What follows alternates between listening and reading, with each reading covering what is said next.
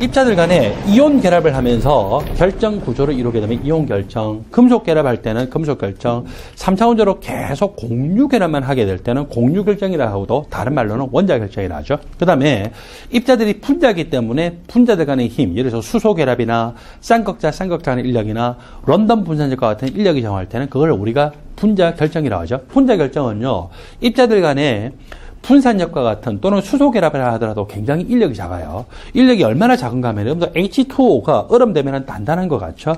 그렇지만 기껏해봐야 농점이 몇 도밖에 안 돼요? 0도씨. 보통 우리가 고체 물질 그러면 농점이 0도씨예요. 적어도 수백 도 이상이에요. 수백 도 이상이죠. 그래서 수소 결합이라 하더라도 그 인력이 굉장히 작거나, 그래서 분자 간의 힘은요 굉장히 인력이 작기 때문에 망치 가지고 깨면은 웬만한 거는 잘 안 깨지만 얼음은 생각보다 잘 깨져요. 그 어느 정도로 생각하시면 되냐면은 예를 들어서 두께를 이 정도로 생각하시면 돼요. 그래서 여러분들 두께를 생각할 때 1cm에 10분의 1 정도로 생각하면은 얼음이 이 정도면은 망치로 3개 두들게 되고 그냥 갖다 툭 대도 깨져요. 툭 대도 깨지죠. 물론 두꺼우면은, 철판을 그렇게 두꺼운 거를 여러분 망치도 두들기면은요, 여러분들 손이 저려요. 그죠? 근데 적어도 얼음 두들기면은 그 정도는 아니잖아요. 그래서 이렇게 해서 여러분들은 두껍게 얼어 있는 그 얼음만 자꾸 생각하니까 그거 굉장히 단단하다고 생각하는데 두께를 1cm에 10분의 1이라고 생각하고 그게 철판이냐 또는 물이냐라고 생각하면은 분자 간 인력이 얼마나 작은 걸 알 수 있죠? 분자 결정은요, 녹점도 굉장히 낮아요. 물론 끓는 점도 낮아요. 기계적인 강도도 약하죠. 그런데 여기 계속 공유 결합만 하면은 흑연과 같은 특이한 구조를 빼고는 그거는 굉장히 단단하게 할 뿐더러 농점도 굉장히 높더라. 그 다음에 금속 결정은요, 이게 전이금속 원소는 농점도 비교적 높고 거기다가 또 단단하기도 하지만 알칼리 금속은 나무 칼로도 베어질 정도로 굉장히 그 기계적 강도가 약하죠. 농점도 약해요. 그래서 굉장히 다양합니다. 이온 결정은요, 농점은 꽤 높아요. NaCl만 하더라도 농점이 몇 도입니까? 800도씨나 되죠. 802도, 801도 책마다 다른데, 그런데 농점만 하더라도 높은데 그거를 힘을 가면 또 여지없이 쉽게 깨지죠. 그거는 이제 또 반발력 때문에 그렇게 작용하고, 그러니까 기계적인 강도는 굉장히 약한데 농점 높다 그러면 뭐라고 생각하면 돼요? 이온 결정. 그 다음에 농점도 높고 기계적인 강도도 크더라 그러면은 공유 결정. 그리고 모두 약하더라 그러면은 분자 결정. 그 다음에 금속 결정은 굉장히 다양하더라. 또 금속의 특징은 뭐냐면 전기가 잘 통하고 거기다가 잘 늘어나거나 펴지는 성질이 있죠. 연성, 전성이 있어요. 그래서 그런 게 나타나면 그거는 금속 결정이구나라고 생각하시면 됩니다. 그래서 화학 결합의 종류에 따라서 저렇게 4가지 결정 종류로 나눌 수 있죠. 여러분들 이온 결정을 보는데 이온 결정에서 첫 번째 이온 결정, NaCl형 이온 결정입니다. 자, 이게 제가 여러분들한테 이거 분명히 시험에 나온다고 해서요? 안 나온다고 해서요? 나온다고 했죠. 어디서 나왔어요? 피트에서 나왔어요. 피트에서.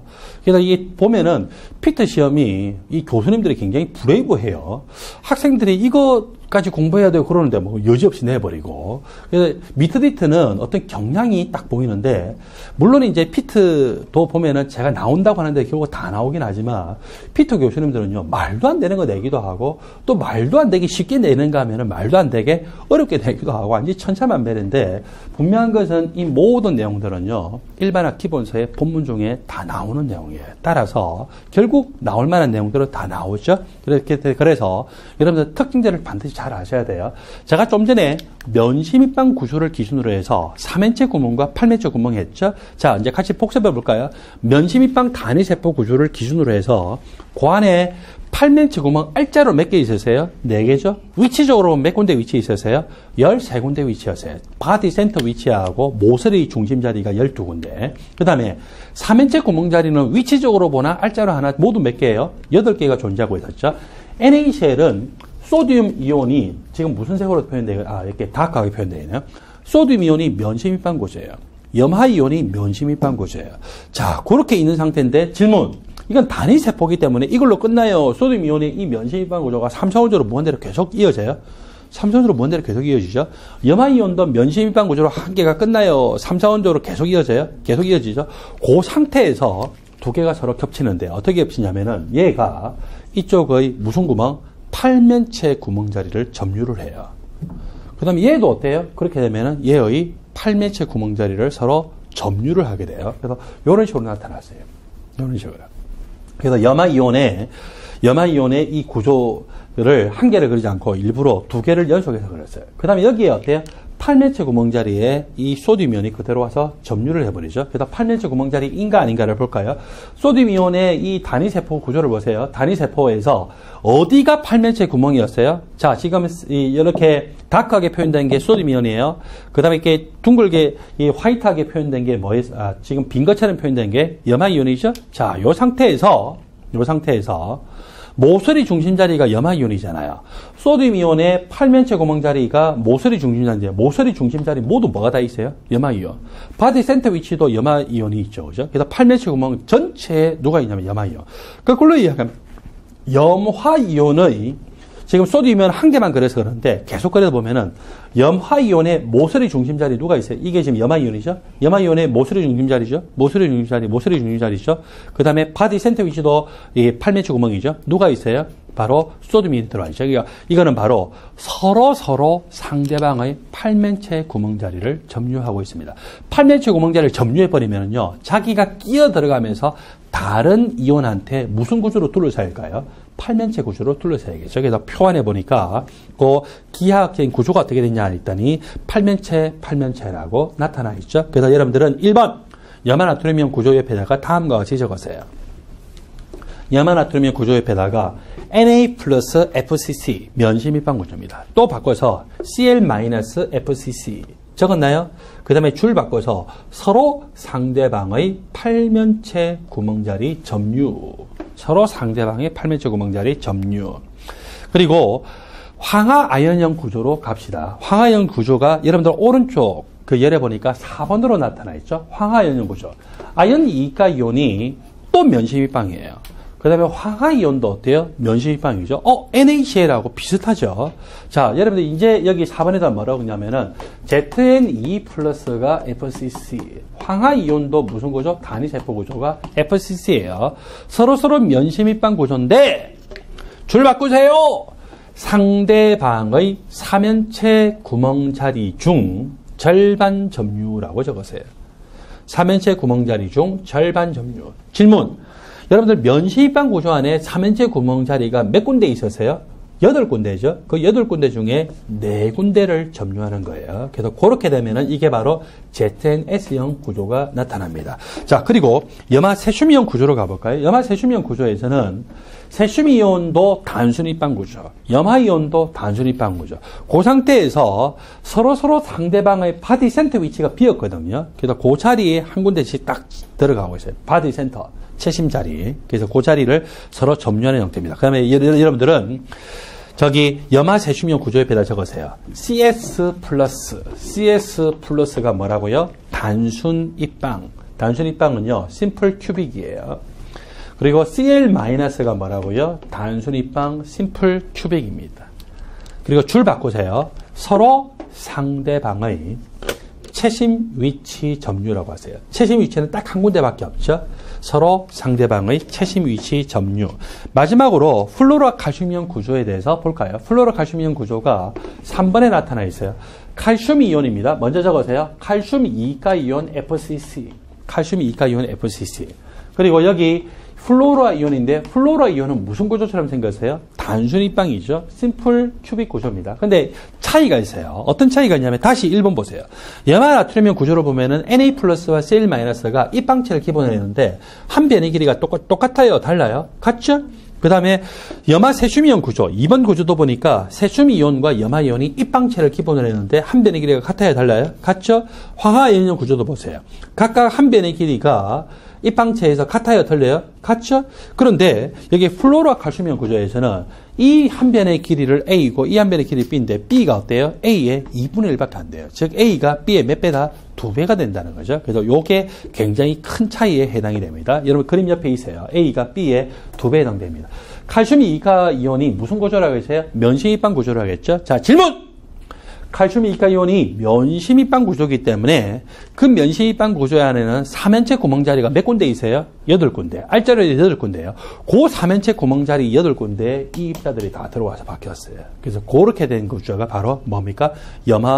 플로로와 칼슘이온 구조. 이 플로라 칼슘을요, 우리가 광물학적으로 분석할 때는 형석이라고 하거든요. 바로 형석 구조에 해당이 됩니다. 플로라 칼슘이온 구조. 그래서 양이온은 면심 입방 구조고 음이온은 단순 입방 구조인데 그 단순 입방 구조의 입항체 한 병의 길이가 양이온의 이 입항체 한 병의 길이의 2분의 1밖에 안 되고 그렇게 해서 이 3연체 구멍자리에 다 점유가 되죠. 그럼 질문해 볼까요?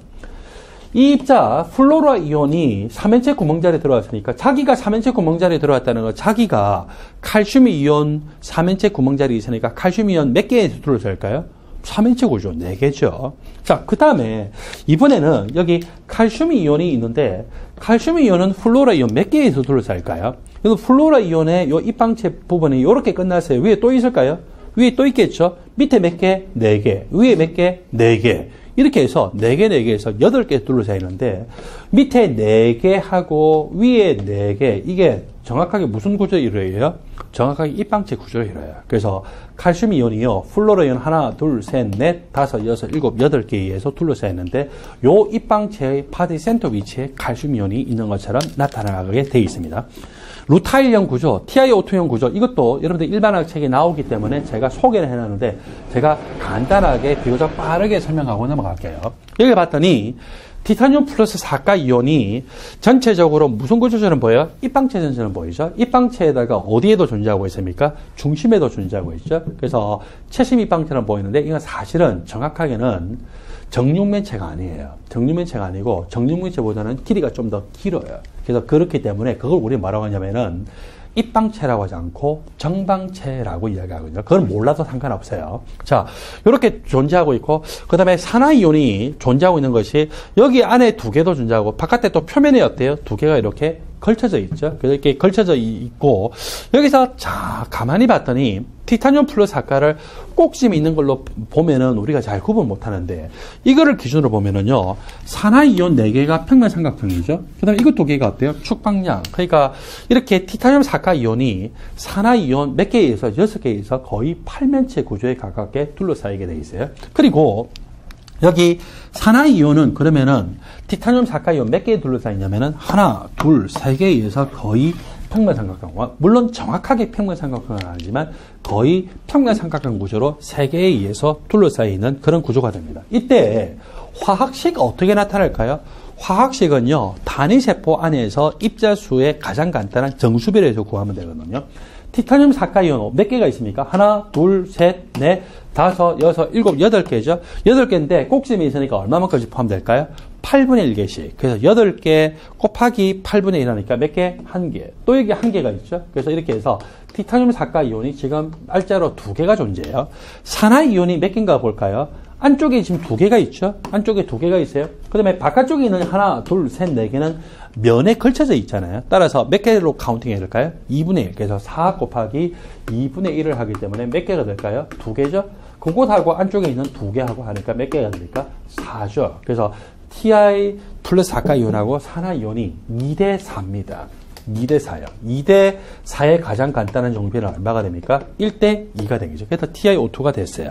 물론 앞에 있는 염화 나트륨 구조나 염화 세슘 구조나 플로로 칼슘 구조나 황화염 구조도 전부 어때요? 그 어떤 단위 세포를 딱 기준으로 해서 알짜로 입자수가 몇 개 대 몇 개냐라고 해서 나오게 된 구조에 해당되죠. 그러므로 제가 여기 플로로 칼슘 구조를 가지고서 한 번 더 복습을 해볼까요?